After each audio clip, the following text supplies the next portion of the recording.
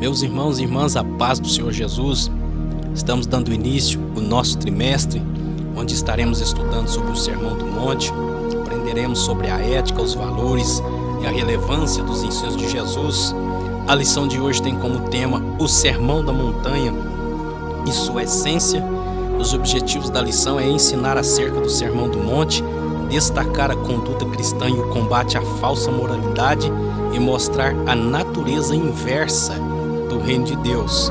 No Sermão da Montanha, o Senhor Jesus, com muita propriedade, fala sobre o estilo de vida daqueles que querem fazer parte do reino de Deus. E em outras palavras, nós podemos dizer que o Sermão do Monte contém a essência dos ensinamentos morais e éticos de nosso Senhor Jesus.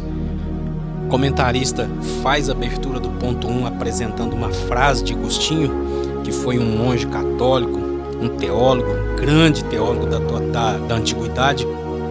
E ele apresenta uma frase dele dizendo que quem quiser meditar com piedade e recolhimento o sermão que nosso Senhor Jesus Cristo pronunciou na montanha, tal como nós lemos no Evangelho de 2 Mateus, encontrará aí, dizia Agostinho, todos os preceitos necessários à perfeição da vida cristã. O comentarista inicia o ponto 1 nos apresentando uma frase de Agostinho, que foi um monge católico, um grande teólogo da igreja, teólogo que contribuiu muito com a teologia cristã. E nessa frase de Agostinho ele diz que quem quiser meditar com piedade e recolhimento o sermão que o nosso Senhor Jesus Cristo pronunciou na montanha, tal como nós o lemos no Evangelho de Mateus, encontrará aí, dizia Agostinho, todos os preceitos necessários à perfeição da vida cristã. Nos é apresentado nesse sermão os valores do reino de Deus e nos é apresentado o contraste entre os valores mundanos e os valores do reino de Deus. Se é que aquilo que o mundo preconiza como valor pode realmente ser chamado de valor, né? E nos é apresentado esses valores, então nós somos colocados de forma implícita diante de uma escolha. Não é explicitado de forma clara o Senhor Jesus ordenando-se fazer uma escolha, mas quando ele apresenta os princípios, os valores do reino de Deus, e uma vez que o Senhor Jesus Cristo disse: quem quiser vir após mim, negue-se a si mesmo, tome a sua cruz e siga-me, nós então só temos um caminho a tomar, é ler a palavra, meditar na palavra e viver e praticar a palavra. Eu me recordo aqui daquela passagem que nos é apresentada no Antigo Testamento, onde Eliseu passava por uma certa região e uma mulher observava a conduta de Eliseu. A fé de Eliseu não ficou simplesmente no campo da mente ou do coração, mas ela foi externada para a vida prática. E aquela mulher, observando a conduta diária daquele homem de Deus, ela disse ao seu marido: eu vejo que esse homem que passa por nós é um santo homem de Deus. Eu ouvi alguém dizendo um dia que por mais que o não crente não leia a Bíblia, mas ele vai ter um contato com a Bíblia observando a vida do crente, do povo de Deus. Daí a importância do nosso testemunho esse que será bom e benéfico para o Evangelho se nós praticarmos esses princípios e vivermos esses valores que são estabelecidos na palavra do Senhor Jesus. O Sermão do Monte ele nos é apresentado em dois evangelhos, o Evangelho de Mateus e o Evangelho de Lucas. E no Evangelho de Mateus, Mateus destaca 3 capítulos para descrever estas palavras que foram proferidas pelo Senhor Jesus. E este sermão é um sermão esclarecedor e nos esclarece acerca da justiça de Deus e como Deus quer que os seus seguidores se comportem nesse mundo. Em Mateus capítulo 6, verso 33, o Senhor Jesus diz: mas buscai em primeiro lugar o reino de Deus e a sua justiça, que as demais coisas vos serão acrescentadas. Por meio do Sermão do Monte, Jesus ele denunciou a hipocrisia que havia por parte dos religiosos naquela época, uma hipocrisia grande, tanto nas sinagogas quanto nas ruas. Quando Jesus ensina sobre a oração no capítulo 6, sobre o jejum, sobre a prática de dar esmola, ele vai dizer que não saiba a mão esquerda o que faz a direita.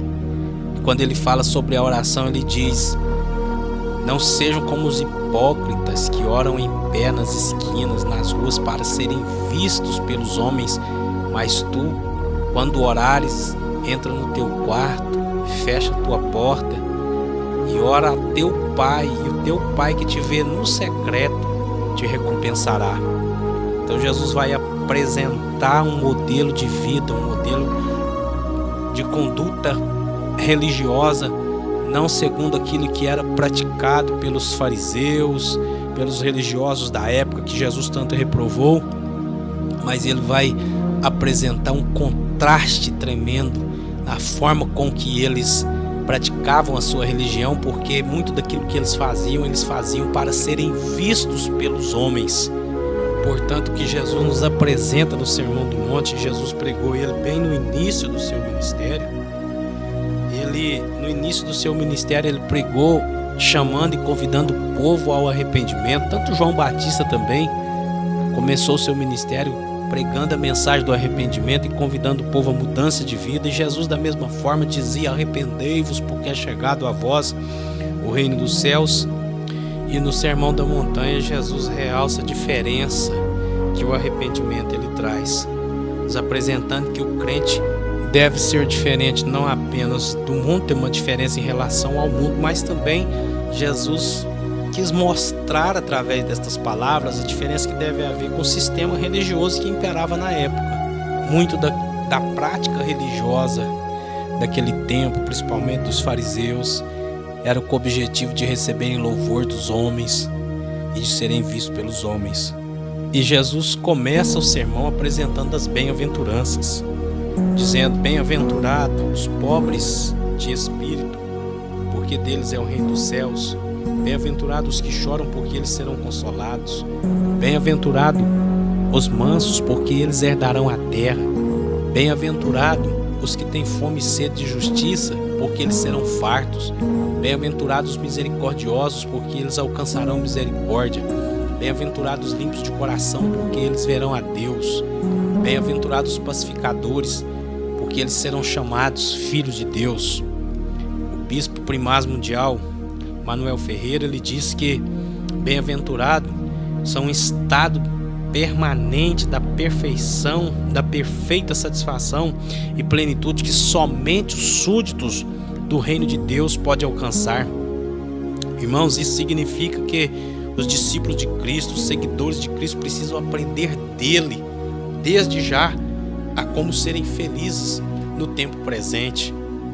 Não pensemos que a felicidade nos está reservada somente para a eternidade. Não. O Sermão da Montanha, quando Jesus começa ele apresentando as bem-aventuranças, ele nos ensina que nós já podemos experimentar a felicidade plena no presente.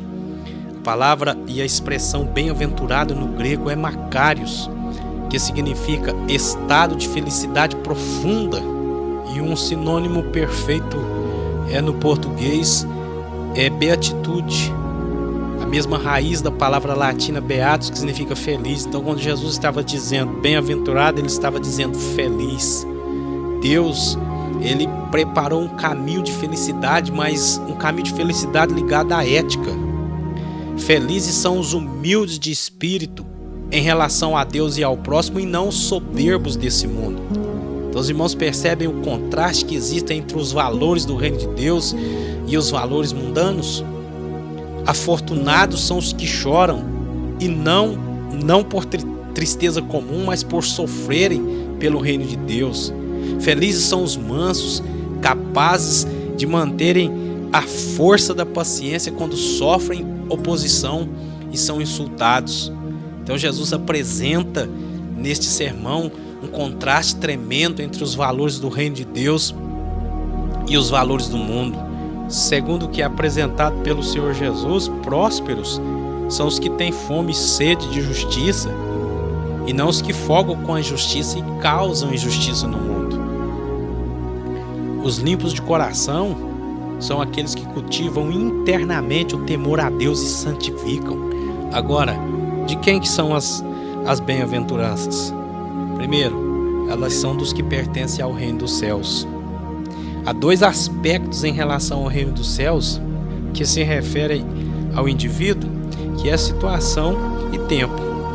Em relação à situação, é estar dentro ou fora do reino, porque considerando que bem-aventurança é um estado permanente de perfeita satisfação e plenitude, que apenas é alcançada pelos súditos do reino de Deus, se a pessoa não está fora do reino, ele não vai viver essa bênção, esse privilégio, essa felicidade plena, que é uma felicidade que está ligada à ética.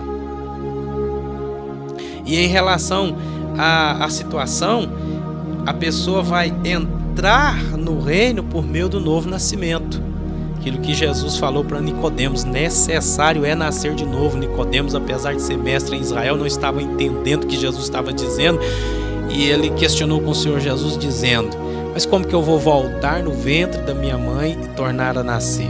E Jesus vai apresentar para ele o nascimento espiritual. É nascer da água e do Espírito. É por meio do novo nascimento que a pessoa entra no reino de Deus.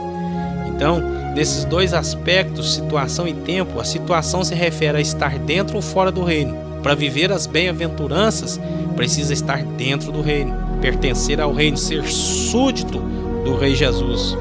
Em relação ao tempo, nos apresenta que a felicidade plena, profunda, é para ser experimentada agora, porque Jesus nos apresenta uma felicidade que é ligada à ética, ligada aos valores do reino de Deus, mas não somente no presente, mas também no porvir, onde nós vamos ver muitíssimas passagens nos apresentando que Cristo foi, mas Ele voltará, buscará a sua igreja, reunirá o seu povo consigo para que esteja com Ele para sempre, tendo um privilégio de viver uma eternidade feliz, longe do choro, sem choro, onde não haverá mais choro, onde não haverá mais pranto, onde não haverá mais lágrima, nem separação, nem morte, um estado de perfeição absoluta, conforme nos é apresentado, e nós estudamos isso na lição anterior, estudando sobre o livro do Apocalipse. Então, as bem-aventuranças são dos que pertencem ao reino de Deus em primeiro lugar, e em segundo lugar são daqueles que cultivam as virtudes do reino. E quais são as virtudes que nós devemos cultivar, que nos são apresentadas no princípio do Sermão do Monte? A humildade, o choro, a mansidão, sede e fome de justiça, misericórdia, santificação. E Jesus também nos apresenta ser perseguido, que devemos nos alegrar e exultar por sermos perseguidos por causa da justiça e por amor a Cristo. Agora, é claro que para muitos, nem todas essas virtudes arroladas nas bem-aventuranças deveriam ser consideradas virtudes, Choro, mansidão, na verdade, para muitos deveriam ser até mesmo consideradas como fraquezas. Mas nós não temos que nos preocupar com isso. Nós temos que nos agarrar com aquilo que Jesus falou e aquilo que Jesus determinou como virtude. Se Ele diz que é bem-aventurados os que choram, porque serão consolados, então o choro é uma virtude. Bem-aventurados os mansos, porque os valores mundanos, eles vão exaltar aquele que é nervoso, aquele que é bravo, aquele que fala, aquele que não aceita, aquele que briga, aquele que arruma confusão, de acordo com os valores mundanos. Esse que é vamos dizer assim, a última bolacha do pacote. Mas Jesus vai apresentar bem-aventurados os mansos, porque eles herdarão a terra. Jesus vai apresentar a mansidão como uma virtude. Então, a mente natural, ela não vai compreender as coisas do Espírito.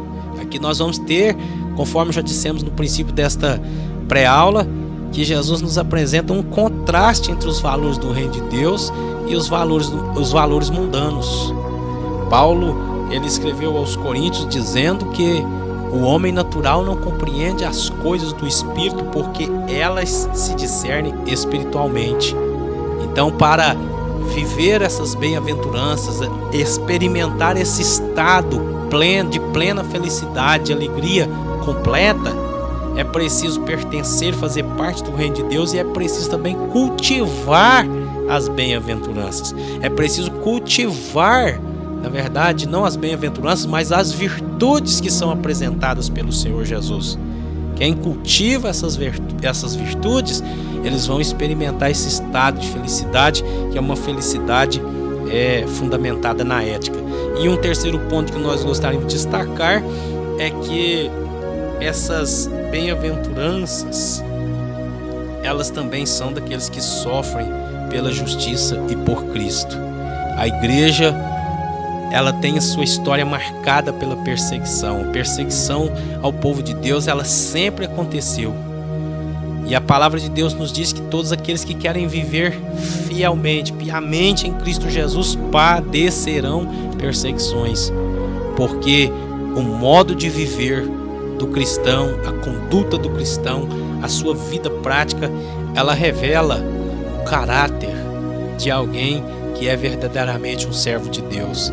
E a Bíblia diz, no próprio Sermão do Monte, que nós somos o sal da terra e a luz do mundo.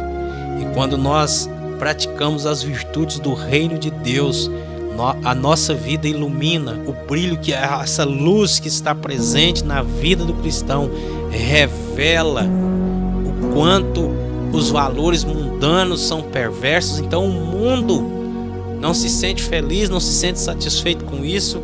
Aí começa também a perseguição.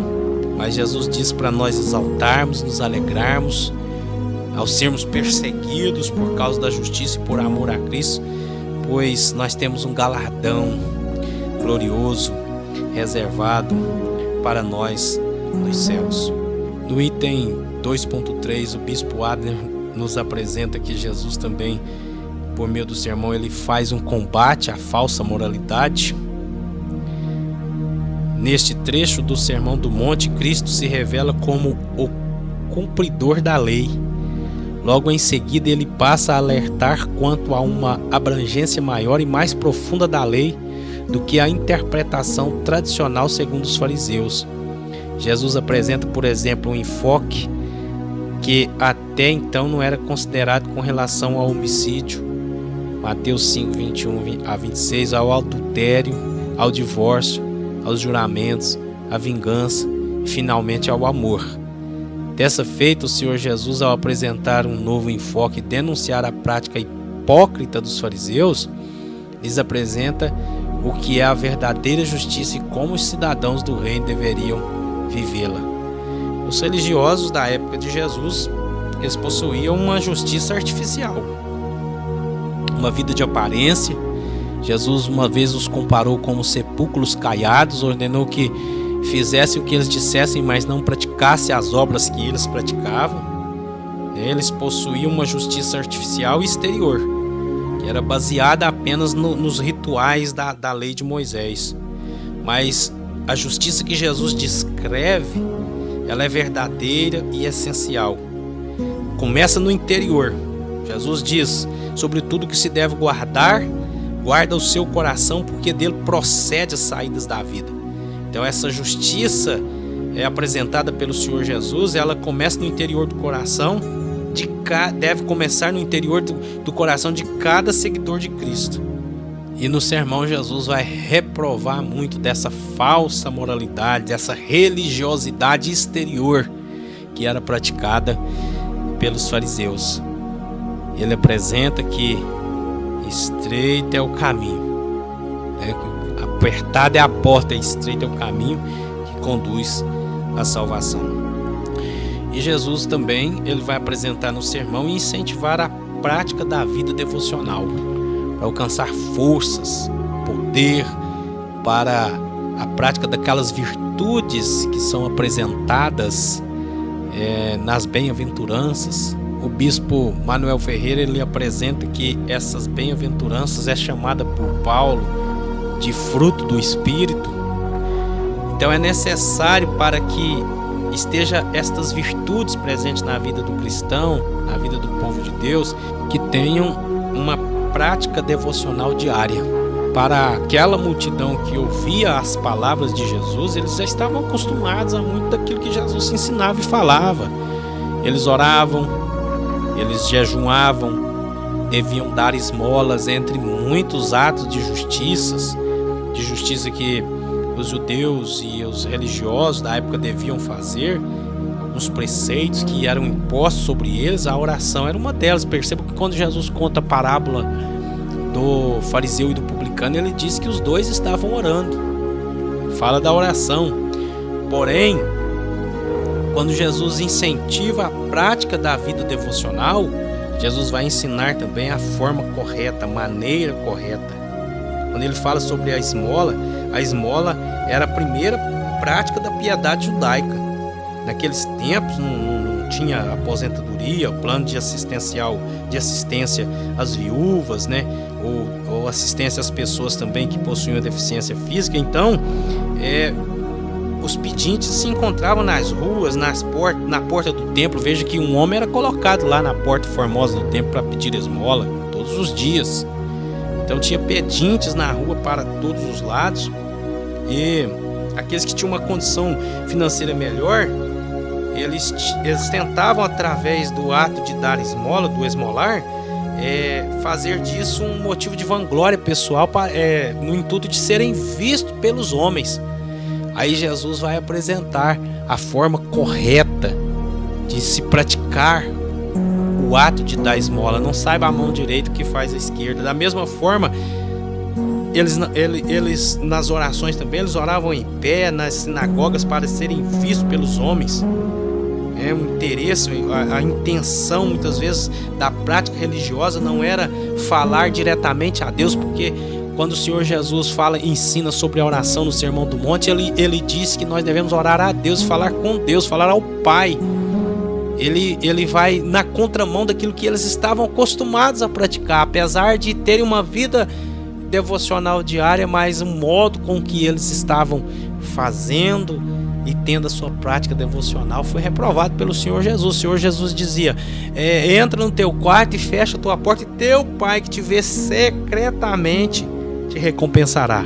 Então ele fala isso a respeito do jejum, ele fala isso a respeito da esmola, ele fala isso a respeito da oração, porque muito daquela prática religiosa daquelas pessoas, dos fariseus, era com a intenção de receberem a glória dos homens, de serem vistos pelos homens, e o Senhor Jesus Cristo chegou a declarar que eles já haviam realmente recebido a sua recompensa. Então são ensinos práticos, tanto em relação à diferença que deve existir na vida do cristão, em relação à vida do cristão e o mundo, mas também foi um ensino apresentado pelo Senhor Jesus para revelar também essa diferença e trazer e mostrar para o discípulo de Cristo e combater aquela falsa moralidade de ter uma aparência de piedade, uma vida aparentemente piedosa, mas a intenção de tudo aquilo era ser visto pelos homens. Dessa forma nós percebemos que esse ensino de Jesus, principalmente aquilo que está relatado nas bem-aventuranças, ela vai contra, como uma espécie de uma contracultura, uma maneira diferente de ver a realidade, É um conjunto chocante de bênçãos. São 9 declarações: bem-aventurado, bem-aventurado, bem-aventurado. Por 9 vezes Jesus disse isso. E dessa forma, o bispo Abner diz na lição que estas 9 declarações, elas viraram o mundo, elas viram o mundo de cabeça para baixo. Então nós cremos que teremos um trimestre de grande aprendizado. São lições que vão nos ensinar bastante. Perceba os temas seguintes que nós vamos estudar: sobre a humildade na próxima lição. Depois nós vamos aprender sobre as bem-aventuranças de forma mais detalhada. Na lição de número 4 nós vamos aprender sobre o sal da terra e a luz do mundo. Na lição 5 sobre a justiça moral e a ética do reino de Deus. Na lição 6 os cuidados com a intenção do coração. Na lição 7 a coerência entre a vida interior e a prática externa. Na lição 8 o ensino de Jesus sobre a oração. Na lição 9, o tesouro no céu, a candeia e a busca do reino. Na lição de número 10, a solicitude da vida. Na lição 11, a relevância do discernimento. Na lição 12, o chamado para decisão e compromisso. E na lição 13, os 2 alicerces. Com certeza será um trimestre onde nós teremos condições de ampliar o nosso conhecimento a respeito destas palavras proferidas, saídas dos lábios sacrossantos de nosso Senhor Jesus Cristo. Teremos condições de vivenciar aquilo que Pedro escreveu na sua carta: antes crescei na graça e no conhecimento de nosso Senhor Jesus. No livro do profeta Oséias está relatado que o povo perece, o povo é destruído quando falta o conhecimento. Portanto, nós temos a oportunidade com este trimestre, com estas lições, e nós vamos estar juntos aqui aprendendo, meditando um pouquinho todas as semanas, colocando os vídeos das lições aqui no canal, embora de forma resumida, para não ficar vídeos muito extensos, mas temos certeza que tudo isso contribuirá para o nosso crescimento espiritual, para o crescimento do nosso conhecimento a respeito da Bíblia Sagrada, que é a Palavra de Deus. E finalizando essa lição, o comentarista ele deixa para nós uma frase onde ele nos apresenta que o Sermão da Montanha já foi descrito como a mensagem mais poderosa já pregada.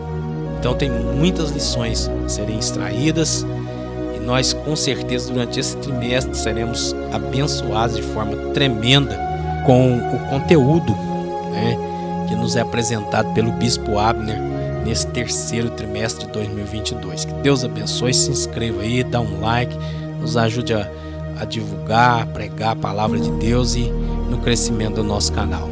Amém? Então até a semana que vem com lição de número 2, que tem como tema a humildade, o alicerce da vida cristã.